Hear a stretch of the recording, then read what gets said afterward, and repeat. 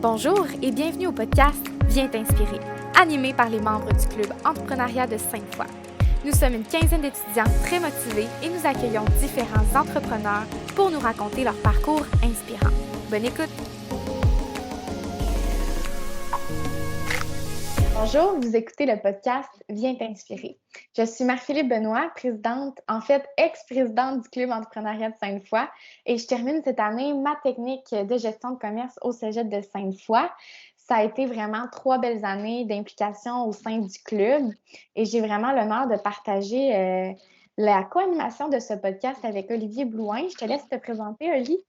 Oui, merci Marie-Philippe. Écoute, c'est un honneur pour moi de présenter ce podcast surprise aujourd'hui avec toi, Marie-Philippe, avant ton départ pour l'université. Et c'est aussi un honneur pour moi de pouvoir annoncer que je vais prendre ta relève en tant que président pour le Club entrepreneuriat au cours de la prochaine année. Oui, on est tellement contents de ça et on est vraiment heureux parce que pour ce podcast surprise-là, on n'a nul autre que Louis Têtu comme invité. Je vous fais un petit topo du parcours de Louis, président-directeur général de Coveo. Avant Coveo, Louis a cofondé Taleo Corporation qui a été acquis par Oracle en 2012 pour 1,9 milliard. Il a également reçu le prix Ernest Young de l'entrepreneur de l'année en 2006 dans la catégorie technologie et communication. Bonjour Louis, on est vraiment heureux de t'avoir sur le podcast. Bien, ça fait plaisir d'être avec vous ce matin. C'est vraiment plaisant. Je vais être tout de suite avec une première question parce que Marie-Philippe a un peu énuméré votre parcours puis on voit qu'il y a du stock quand même. Puis je vais vous demander, M. Têtu, vous, comment vous décriveriez ce parcours-là à quelqu'un qui ne vous connaît pas? Ah, ben mon Dieu, c'est dur de parler de nous et de notre parcours, mais je dirais que c'est le parcours de quelqu'un qui peut-être a poursuivi ses passions, ses amours. Puis moi, je suis quelqu'un qui j'adore ce que je fais, je m'entoure de gens que j'adore. Et puis, je considère que c'est probablement l'ingrédient là, le plus important. C'est peut-être le parcours de quelqu'un qui a pris des risques dans sa carrière, justement pour favoriser mes passions, puis aller au bout de mes convictions, peut-être en me disant que, bon, de toute façon, je le regretterai pas. Là. Alors, c'est souvent ça le parcours de l'entrepreneur. Puis, dernier point, ben, le parcours d'un entrepreneur, c'est souvent un entrepreneur, c'est quelqu'un qui refute le statu quo. Puis qui est prêt à prendre action pour innover, changer les choses, puis peut-être lancer des nouvelles idées, des nouvelles choses dans des marchés, puis voir si ça fonctionne essentiellement. Mais oui, puis sur cette même ligne d'idées-là, je sais que vous travaillez en technologie depuis très longtemps, mais pour ceux qui ne connaissent pas nécessairement Coveo, comment vous décririez dans le domaine dans lequel vous travaillez, puis qu'est-ce que Coveo? Bien, Coveo, c'est une compagnie de logiciels. On a environ 600 employés. C'est une entreprise on peut appeler ça une entreprise en forte croissance, qui est un leader nord-américain, un leader probablement même mondial dans l'application de l'intelligence artificielle à tout ce qui touche la personnalisation des expériences numériques. Alors, qu'on pense au commerce électronique ou encore à des sites web ou aux services clientèle ou même à des applications dans le milieu du travail, des intranets, des choses comme ça. Comment on fait pour personnaliser l'information là et prédire, disons, ce qu'un usager va avoir besoin? Un petit peu à l'instar de l'expérience que vous avez lorsque vous allez sur Netflix, puis que Netflix probablement là, sait davantage que vous ce que vous allez aimer, là, ou encore Wayfair, ou encore ainsi de suite. Ben nous, Coveo, on a créé la plateforme logicielle qui permet à n'importe quelle entreprise de livrer des expériences extrêmement personnalisées. Et évidemment, ben, dans le commerce électronique, ça permet d'augmenter les ventes là, de façon importante. Dans le domaine du service clientèle, ben, ça permet de donner aux gens ce qu'ils veulent. Donc, ça augmente la satisfaction de la clientèle. On fournit de l'intelligence en ligne etc. On comprend bien les bénéfices de ça. Donc Coveo, c'est vraiment ça. Puis on est probablement, là, dans le domaine de l'intelligence artificielle appliquée, là, on est probablement le numéro 1 au Canada. Oui, c'est vraiment impressionnant. Vraiment impressionnant. Moi, je fais présentement mon stage justement chez Coveo dans le support technique et je sais que le mot d'ordre que j'entends souvent, c'est relevance, donc la pertinence. C'est ce que Coveo veut appeler avec le nouveau nom, là, Cloud Relevance, Relevance Cloud. Alors, c'est vraiment une entreprise en forte croissance. C'est une entreprise en très forte croissance et puis on en est bien fiers. Puis on pense qu'on est capable ici, là, au Québec, au Canada, de créer des entreprises comme ça, là, au lieu d'être les sous-traitants des entreprises étrangères. Là, on est tout à fait capable, là, avec on a des bons entrepreneurs, on a le capital, on a le talent, on a les universités, donc on est capable là, de faire grandir ici des entreprises là, substantielles qui créent de la richesse collective. Absolument. Puis maintenant, on aimerait que les gens apprennent à vous connaître un petit peu davantage. On a préparé quelques questions brise-glace qui sont plaisantes. On va voir à ça. Alors, je vais commencer avec la première. C'était quoi votre premier emploi d'étudiant, disons? Alors, mon premier emploi étudiant, moi, je suis un ingénieur gradué de l'Université Laval. Puis mon premier emploi étudiant, c'était à la raffinerie de pétrole de Petro-Canada à Pointe-aux-Trembles, à Montréal. Alors, comme étudiant d'été, là, dans les fournaises et puis les cat crackers et puis tout ça, là. Alors, je faisais même des rondes de nuit là, pour changer de l'huile dans des pompes, puis travailler dans l'usine d'asphalte, puis ainsi de suite. Donc, ça a été vraiment ma toute première expérience là, en tant qu'étudiant, disons, universitaire. Avant ça, j'ai travaillé dans des restaurants. Là, j'ai déjà été serveur au Château Frontenac. Oui. Et puis, c'est toutes des expériences qui étaient bien amusantes. Ouais, c'est ça. Je trouvais ça assez unique comme premier emploi dans les raffineries. Moi, j'ai commencé des restaurants, comme vous dites un peu, là, plus serveur. Puis, c'est ça, c'est bon. Ça permet de comprendre le service clientèle. Il y a des choses qu'on pense pas au début. Hein, quand on arrive serveur, il y a des gens, on pense pas que c'est rock'n'roll des fois, si je peux dire ça comme ça. Exactement. On apprend. La prochaine question, ça revient un peu à ce qu'on a discuté tantôt. Vous avez parlé de réfuter le statu quo et tuer vos passions. Puis on aimerait ça savoir, c'est quoi vos passions, M. Tétu? Qu'est-ce qui vous passionne le plus? Ben moi, ce qui me passionne le plus, je pense que la vie est courte, hein? Alors, c'est aussi bien de faire quelque chose qu'on aime. Alors, moi, j'ai des passions au travail. J'aime beaucoup mon travail. J'adore le milieu de la technologie, entre autres, mais j'adore les affaires. La notion de participer à construire, je pense que c'est intéressant. Moi, je dis souvent en anglais, "The journey is far better than the destination." Moi, je suis quelqu'un, j'aime ça monter des montagnes là, par hobby personnel.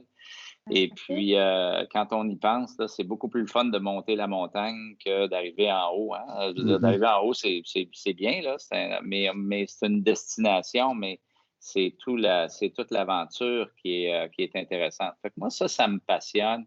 D'être entouré de gens passionnés, de gens positifs aussi. Je pense que c'est très, très important. Puis quand c'est comme ça, ben on compte pas les heures, on regarde pas qu'est-ce qu'on fait. Fait que ça me passionne.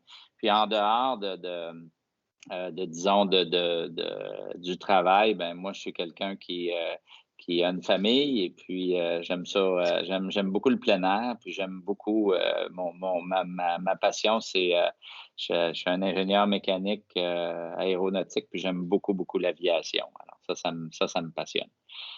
Oui, bien, on a vu que vous êtes sur le CA de l'aéroport international Jean-Lesage. Je l'étais. Ah, vous l'étiez? Je ne le suis plus. Non, je ne le suis plus. Non, je fais plus du pilotage personnel, là, avion, hélicoptère, mais je suis plus sur le conseil là, de l'aéroport de Québec là, depuis déjà 1 an et demi. Là. Mais je m'en souvenais pas, j'ai pas été au goût du jour alors, mais je voulais savoir à quelle fréquence vous prenez le temps pour aller piloter vous-même dans votre horaire, tu sais. Sur quelle base prenez-vous du temps? Je suis allé hier matin, alors c'est vraiment une passion, je pense que pour moi, mais vous savez, c'est très personnel. Chaque individu, il y a des gens qui sont musiciens, puis il y a des gens qui sont des artistes, puis il y a des gens qui aiment le tennis, puis et puis c'est correct, c'est ça qui forme une société diversifiée. Si tout le monde pensait la même chose. Pour moi, c'est l'aviation. L'aviation, c'est vraiment quelque chose qui challenge au niveau intellectuel. Là. Il y a une certaine complexité. On peut toujours apprendre. Évidemment, souvent, on voit le soleil avant les autres, là, si on perce les nuages, etc. Et puis, on peut se déplacer, voir du territoire et ainsi de suite. Donc, il y a tout un défi. Là. Il faut comprendre la météo, la navigation, la mécanique, l'aéronautique, l'aérodynamique, les communications, la réglementation. Alors, et puis on peut toujours apprendre. On n'est jamais un bon pilote, en fait. Il faut se dire ça lorsqu'on pilote. Puis moi, ça fait 22 ans que je pilote des hélicoptères. Puis c'est vraiment une passion. Alors, à quelle fréquence? On y va souvent pour se changer les idées. Puis comme je vous dis, pour d'autres gens, c'est d'autres choses, là, tout simplement. Puis voilà. Super. Puis, prochaine question. J'aimerais savoir, quelle est votre tradition préférée? Peu importe.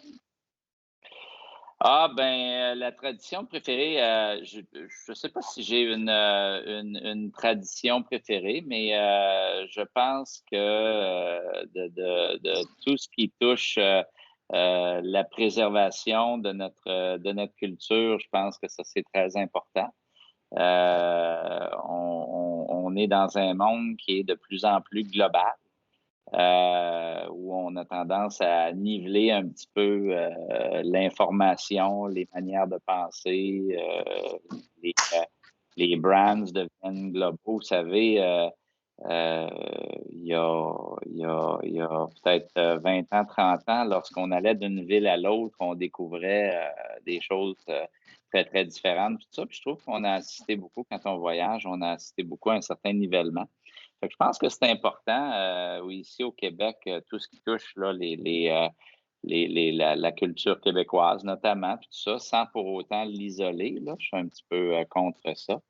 Mais je pense que c'est des traditions qui sont vraiment bonnes, qu'il faut apprécier puis continuer, tu sais, pour vraiment, c'est une question d'identité pour moi, mais sans en faire une question identitaire, si vous comprenez ce que je dis, sans pour autant s'isoler puis tout ça, mais d'être fier de nos traditions. Que ça, je pense que c'est bien. Je sais que chez Coveo, plusieurs employés m'en ont parlé, mais avant qu'il y ait vraiment l'expansion où vous êtes rendu 600 employés, quand vous étiez 150, plusieurs m'ont dit qu'il y avait toujours un super de beau party à votre chalet. Sinon, on m'a parlé des vendredis après-midi avec le gros baril de bière au bureau, la terrasse. Est-ce qu'il y a une tradition, disons, chez Coveo, le party de Noël, que vous dites, ah ouais, ça rallie les gens, puis ça fait en sorte qu'on est proche? C'est-à-dire qu'en règle générale, les gens, on travaille avec des gens. Une entreprise de technologie, c'est avant tout un groupe de personnes qui est emballé par une compagnie de technologie. C'est pas la technologie qui est au centre, ce sont les gens. On construit avec des équipes. Moi, je dis toujours, là, if you want to go fast, go alone. If you want to go far, you need a team. Nous, on travaille en équipe. On veut que les gens se comprennent, se connaissent. On veut que les gens aient mélangé des gens qui ont des opinions différentes également, qui se rencontrent, qu'ils interagissent, parce qu'on peut juste... on ne trouve pas d'innovation dans l'homogénéité. Si vous mettez, vous savez, des gens dans une salle qui sont toutes pareilles, qui pensent toutes pareilles, qui sont toutes habillées pareilles, qui viennent toutes du même background, quand on mélange du yogourt à vanille avec du yogourt à vanille, on obtient du yogourt à vanille. Fait que c'est un peu ça l'image. Alors, l'hétérogénéité, c'est la pollinisation croisée, c'est la plus grande force de la nature. Ben, l'hétérogénéité, pour nous, c'est important. Puis ça passe par les gens qui se rencontrent, qui se connaissent, qui font des choses différentes, puis qui sont capables de se voir dans un autre contexte que simplement le projet sur lequel ils travaillent et tout ça. Puis quand on fait ça, ben, les gens découvrent, ah, ben toi, t'aimes telle affaire, puis toi, t'es dans un band, puis toi, tu fais t'as telle autre expertise, puis tu as tel background, tout ça. C'est intéressant.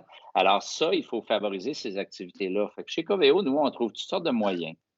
Effectivement, j'aime ça, là. I like to throw a party, là. Ça, c'est parce que je trouve ça, je prends beaucoup de plaisir quand les gens ont du plaisir, puis quand les gens se rencontrent, puis que il y a pas juste le travail. Le travail, il faut que ça soit bien intégré dans la vie. Et chaque personne a sa vie.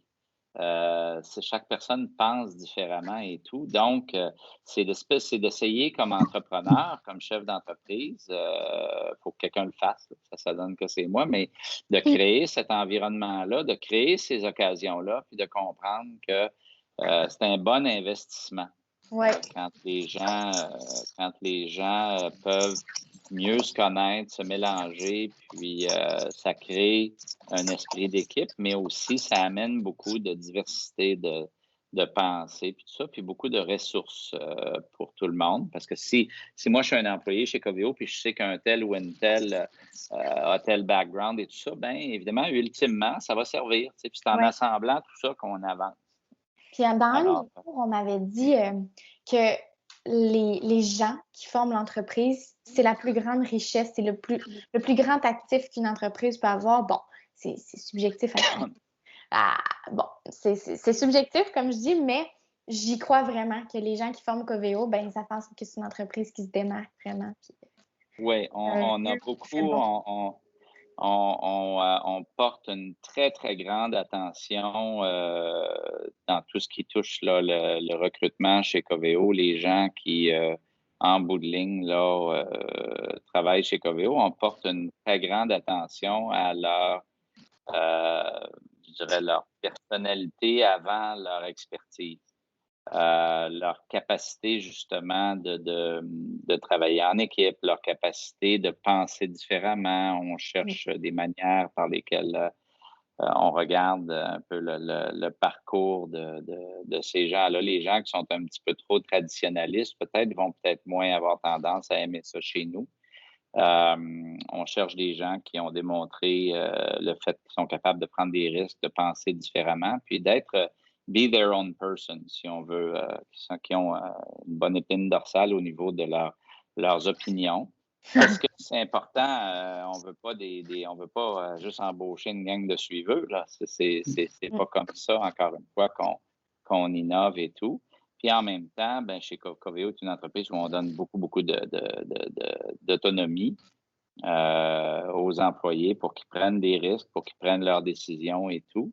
Alors, ça va ensemble. Donc oui, pour nous, c'est la première chose qu'on regarde. Moi, je passe énormément de temps à m'assurer que l'environnement de travail soit un environnement qui sont positifs. J'ai très, très peu de patience pour la politicaillerie ou les gens qui sont un petit peu un peu trop centrés sur eux-mêmes, le statut, le titre, toutes ces patentes-là.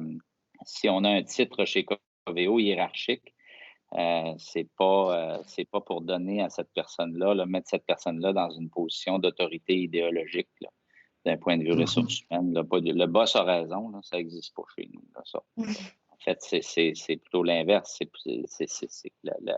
On est au service de nos employés pour leur permettre de grandir. C'est vraiment l'idée. Puis, quand on dirige une entreprise, en fait, la dernière affaire qu'il faut faire, c'est d'essayer d'avoir toujours raison. C'est plutôt l'inverse. On n'est pas là pour avoir raison. Les bonnes idées viennent de partout. C'est juste de les écouter puis savoir la bonne température tout le temps. Fait que c'est un défi de tous les jours, évidemment. Je ne suis pas en train de vous dire qu'on est une organisation qui est parfaite. Ça n'existe pas. Une organisation, dès qu'on met des individus ensemble, il y a une sorte de dynamique qui s'installe. Mais dans l'ensemble, je pense qu'on réussit quand même assez bien à créer cet environnement-là qui fait en sorte que les gens là, sont capables de progresser et d'avoir du plaisir au travail. Super. Vous avez raison. Moi, ce s'il y a de quoi que j'ai appris ça pendant mes cours de philo, mais la vérité puis le fait d'avoir raison, c'est souvent subjectif. Tu peux rarement attendre une vérité qui est complètement objective. Fait que si tout le monde s'en mêle, moi, je pense que c'est toujours mieux que si, comme vous dites, le boss arrive et dit, ben, c'est moi qui ai raison. Ben, tout le monde ensemble, on a plus de chances d'avoir raison que juste une personne, je pense. J'apporterais une nuance à ça. Par contre, c'est qu'une entreprise, puis c'est là que la ligne est importante de comprendre. Une entreprise, à un moment donné, doit avancer, doit fonctionner. À un moment donné, il y a une jonction où on doit tourner à droite ou on doit tourner à gauche. Parce qu'aller tout droit, on rentre dans le mur. Fait que ces décisions-là, évidemment, doivent être prises. Puis à un moment donné, les gens doivent suivre ça aussi. Tu sais, tu peux pas avoir du monde, là, si l'autobus va à gauche, qui pédale par en arrière vers la droite, là. Alors, ça c'est sûr que ça fonctionne pas. Fait qu'à un moment donné, le rôle de la direction d'une entreprise, ben, c'est d'effectivement d'écouter, puis mais je veux dire, tu n'arrives jamais à des consensus parfaits. L'autre chose aussi, c'est que c'est le bien de l'ensemble, c'est pas le bien individuel. Vous savez, je vais me permettre de dire sur votre podcast qu'on est dans une société où le droit individuel, malheureusement, des fois, prend un peu trop de place, là.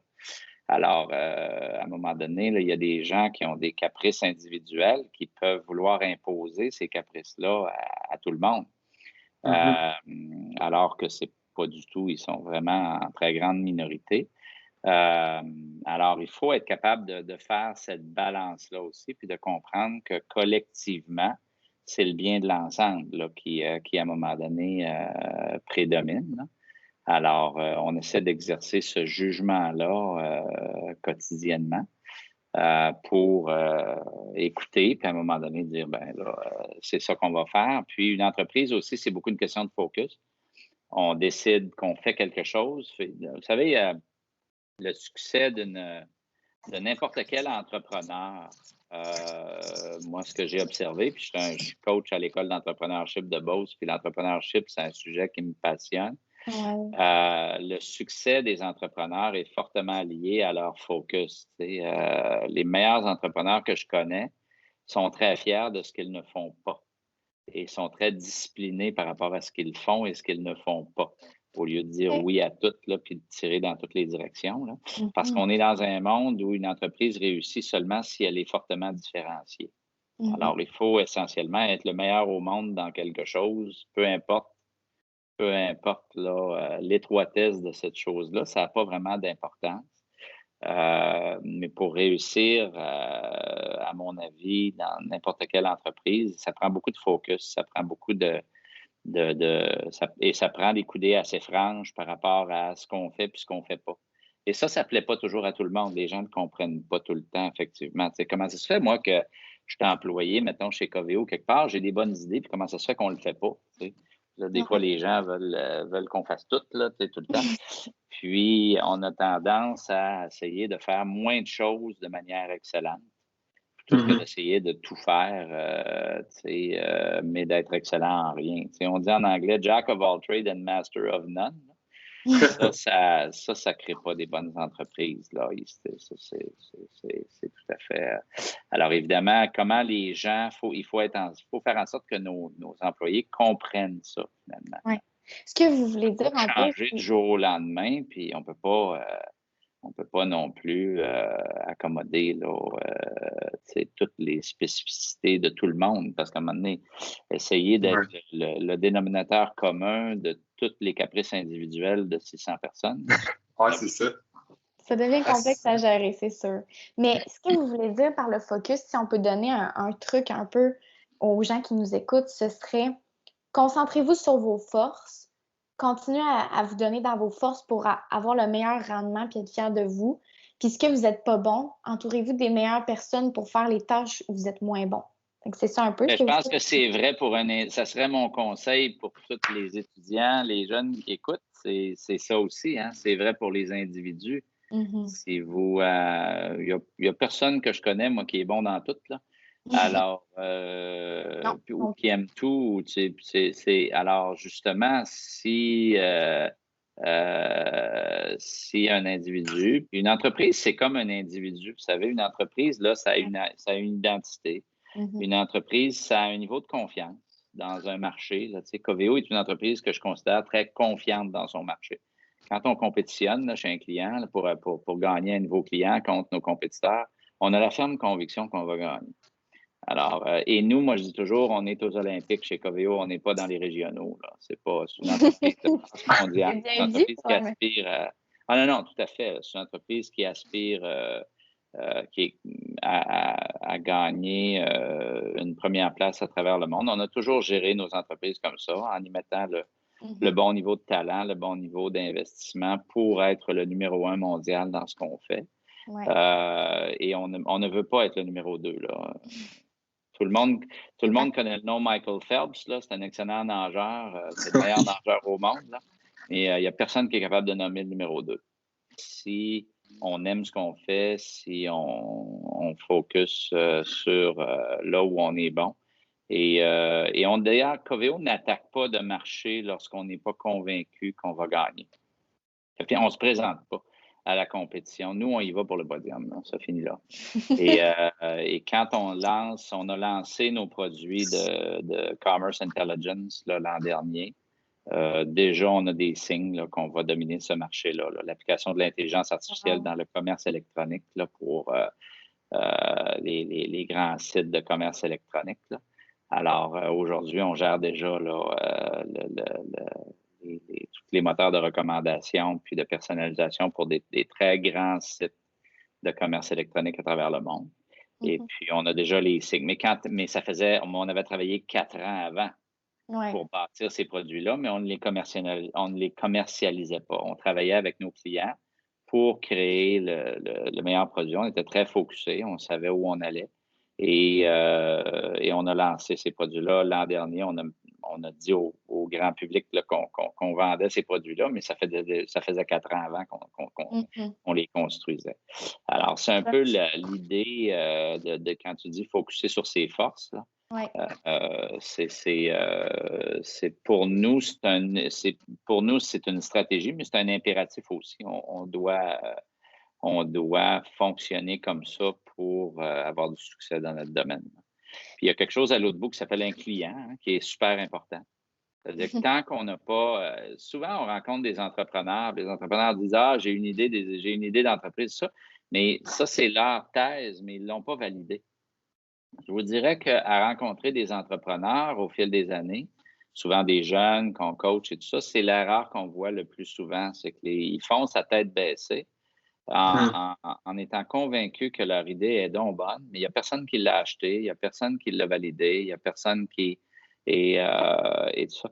Et ça, c'est vraiment important. Ce n'est pas notre opinion qui compte, c'est le data. On dit en anglais « Data does not care about your opinion ».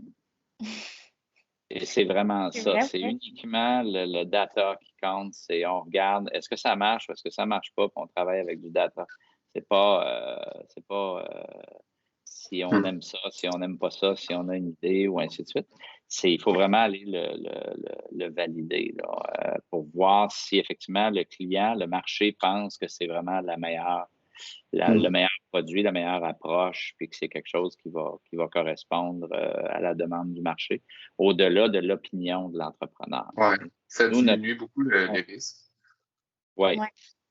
Puis, tu sais, en technologie, il doit y avoir aussi des hauts, des bas, des grandes réussites lorsque, bon, il y a eu la COVID, il y a eu beaucoup de commerces qui ont commencé à se mettre en ligne, à se mettre au goût du jour, même si c'était temps depuis 2015 d'avoir un commerce en ligne, tu sais. Fait que tout le monde est rendu vers ça. Puis, je me posais une question par rapport à justement aux défis que vous vivez tous les jours, comme en ayant le poste de directeur général. Comme on dit, le poste n'a pas d'importance, mais bref, ça amène un lot de responsabilités, je crois, d'être à la tête d'une entreprise puis de faire en sorte que tout le monde soit bien. La question que je me posais, c'est qu'est-ce qui vous empêche, quand vous allez dormir le soir, qu'est-ce qui vous empêche de dormir? Rien. Qu'est-ce qui vous trotte dans la tête? Non, ça se peut pas. Ça se peut pas. Non, parce que c'est une entreprise, il faut se séparer. Moi, j'ai toujours été, sauf mes early jobs, là, j'ai travaillé pour Bell, puis j'ai travaillé pour, comme je dis, Petro-Canada, puis etc. Mais mais j'ai été entrepreneur assez jeune. Puis, à un moment donné, on fait notre possible. Je pense qu'on le fait avec des valeurs pour lesquelles on est convaincu. Il y a des risques, on les connaît. Quand on prend un risque, l'échec est accepté d'avance. Ça, c'est vraiment important. C'est quoi le pire qui peut arriver, finalement? Le pire qui peut arriver, c'est qu'un projet fonctionne pas. Il faut toujours être prêt pour ça. Et ça veut pas dire qu'on veut l'échec, là. C'est pas ça que je dis, mais c'est accepté d'avance. Et it's just a business. Et je dis pas ça de manière désinvolte ou je minimise pas la responsabilité puis tout ça. Mais on fait les choses, on les exécute d'une certaine manière, puis on the long run, là, big picture, éventuellement, on voit le développement et on fait le mieux qu'on pense selon notre jugement. Fait que je vous dirais que qu'est-ce qui peut m'empêcher de dormir? Écoutez, peut-être les situations personnelles. La chose qui m'intéresse le plus, moi, c'est le bien-être de nos employés. Parce que de toute façon, on ne peut pas bâtir une bonne entreprise si notre monde ne sont pas bien. C'est le wellness, là. Mm-hmm. Et ça ne veut pas dire qu'ils ne travaillent pas. De toute façon, ce n'est pas le travail qui rend les employés malheureux. C'est pas la quantité de travail, c'est souvent l'incompréhension, les chicanes politiques, la politicaillerie, bon. Fait que quand on favorise un environnement où les employés sont bien, puis tout ça, les heures, bon, des fois il y en a plus, des fois il y en a moins, etc. Puis les gens s'adaptent en fonction de leur vie. Fait que c'est souvent ma principale préoccupation, puis notre principale préoccupation, c'est toujours ça. C'est de dire, est-ce qu'on a un environnement, est-ce que nos gens sont bien, travaillent bien ensemble? Est-ce que au niveau l'entreprise leur permet de vivre une bonne vie, là, elle peut être bien intégrée dans leur vie? Puis c'est souvent des issues liées aux gens. Un problème client, si on est capable de le régler. Perdre une vente, ben, on apprend. Quand on perd une vente chez Coveo, on regarde le data, puis on se met à analyser. Puis on dit, OK, on l'a perdu, bon, on ne peut pas tout dégagner, mais pourquoi on l'a perdu? On veut comprendre. On veut comprendre, là, puis qu'est-ce qu'on change pour... est-ce qu'on aurait dû compétitionner là? Mais on s'empêchera pas de dormir parce qu'on a perdu un contrat. Je veux dire, on va essayer de ne pas le perdre. Là. On va vouloir le gagner, on va vouloir... mais je veux dire, et s'il y a un problème majeur de client, ben écoutons, ça fait partie du risque, mais on va mettre les talents dessus puis le régler. Alors, on regarde les choses de façon assez pragmatique. Donc, c'est pas le genre de truc qui nous empêche de dormir en bout de ligne. Okay. Peut-être qu'on fait un appel à 10 heures le soir, là, parce qu'on est avec un client en Californie ou en Nouvelle-Zélande, puis il y a des choses à régler, mais ça fait partie du lot quotidien. Là. C'est pas ça qui est un problème. Là. Alors, c'est un petit peu ça. On a toujours eu une belle relation avec nos actionnaires, puis voilà. Fait que non, il n'y a pas grand-chose qui m'empêche de dormir. OK. Bien, tant mieux, je suis contente pour vous. Vous devez bien dormir. Pas mal bien, oui. Fantastique, vous travaillez fort, donc les journées passent vite. Puis là, on tire quand même vers la fin de l'émission du podcast, mais la dernière, la cerise sur le Sunday, c'est une question que je pense que chaque personne a sa propre définition de la réussite.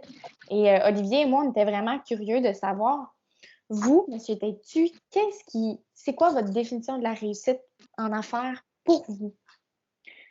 Je pense que la réussite, je vais d'abord dire ce que ce n'est pas. La réussite, ce n'est pas dans le regard des autres.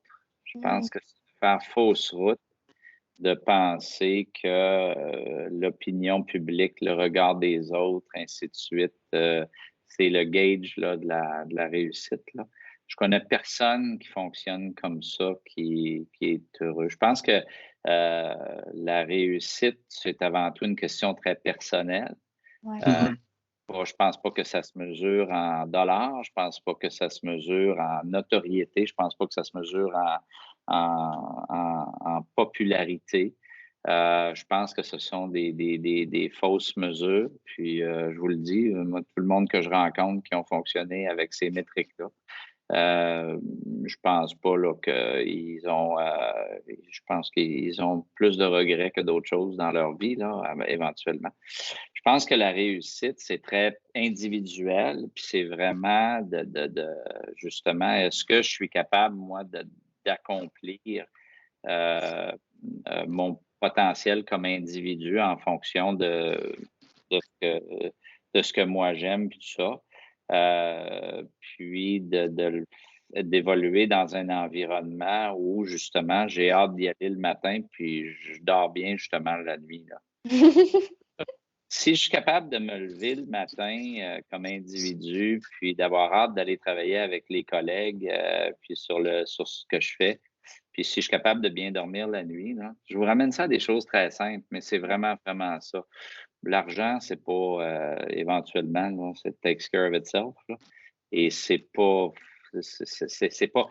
les bonnes mesures. Puis souvent, les gens voient la réussite dans le regard des autres. Et ça, je pense que c'est la plus grande erreur, parce que finalement, et je connais plein de gens qui, dans le regard des autres, peut-être peuvent être perçus comme ayant réussi, mais qui eux-mêmes ont une opinion très différente. Alors, ce serait mon meilleur conseil, c'est de pas... ça ne veut pas dire qu'il faut se foutre du monde, là, mais je pense que c'est très individuel, la réussite. Puis comme je disais, c'est ça. Si on a le goût de faire ce qu'on fait le matin puis qu'on dort bien la nuit, là, ça, c'est déjà un grand symbole de réussite, à mon avis. Absolument. Ben, merci beaucoup. Qu'on est capable d'élever les gens autour de nous, peut-être aussi. Ça, c'est très, très... c'est une grande source de satisfaction si on est capable d'arriver à ça. C'est des choses simples. Des petits bonheurs qui font en sorte que la vie passe vite. Exactement, on se complique trop la vie un peu des fois. Fait que vous avez raison de ramener ça à des choses simples, je trouve, votre idée du bonheur. Ben, c'est un petit peu ça.